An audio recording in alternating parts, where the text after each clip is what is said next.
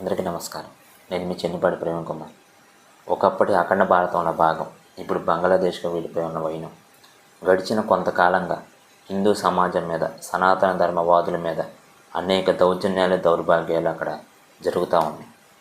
దాన్ని పరాకాష్ఠ చేర్చే విధంగా మతోన్మాదులు, ఏదైతే ఉగ్రశక్తుల నీడలో ఉన్న మతోన్మాదులు ఒక హిందూ సమాజానికి చెందిన వ్యక్తిని, అతను చెప్పింది కూడా తప్పేం లేదు, ఒక మాట అన్నాడు, దేవుడు అనేవాడు ఉన్నాడు, ఆ దేవుడిని వివిధ రూపాల్లో మనం పూజిస్తున్నాం, అంత పరమాత్మ సహనం మనం పాటిద్దాం. ఈ ఒక్క మాట అతని మీద ఎలా చేసిందంటే, ఇంట్లో ఉన్న వ్యక్తిని ఇంటి నుండి బయటికి తీసుకొచ్చి నడి రోడ్డు మీద చంపేసి పక్కన పడేశారు. ఇది చాలదన్నట్టు వీళ్ళ మతోన్మాదం ఏ స్థాయిలో ఉందంటే, ఇది చాలదన్నట్టు అతన్ని ఒక చెట్టుకి, ఎంతమంది ఉగ్రమొక్కలు కలిసి అతన్ని ఒక చెట్టుకి వేలాడదీసి, చచ్చిపోయిన వ్యక్తిని కూడా చెట్టుకు వేలాడదీసి దహనం చేశారు అందరి ముందు.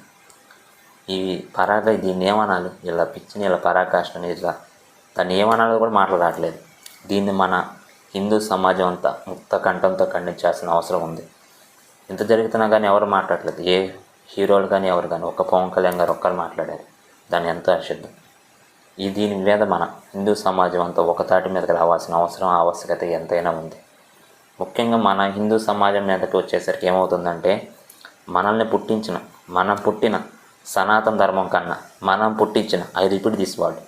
పుట్టించిన కులం, మతం, ప్రాంతం అనే దౌర్భాగ్యాల చుట్టూ ఇలా కలిసి ఉన్నంతకాలం అలా దాడులు జరుగుతూనే ఉంటాయి.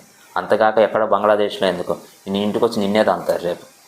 అప్పటిదాకా తెచ్చుకునేది కాకుండా హిందువులంతా, సనాతన ధర్మవాదులంతా ఒకతాటి మీదకి వస్తే, మనం నమ్మిన ధర్మం గొప్పది, ధర్మం రక్షిత, మనం ఆ ధర్మాన్ని కాపాడదాం, ఆ ధర్మం మనల్ని కాపాడిద్ది అన్న విధంగా ముందుకెళ్ళాలి తప్ప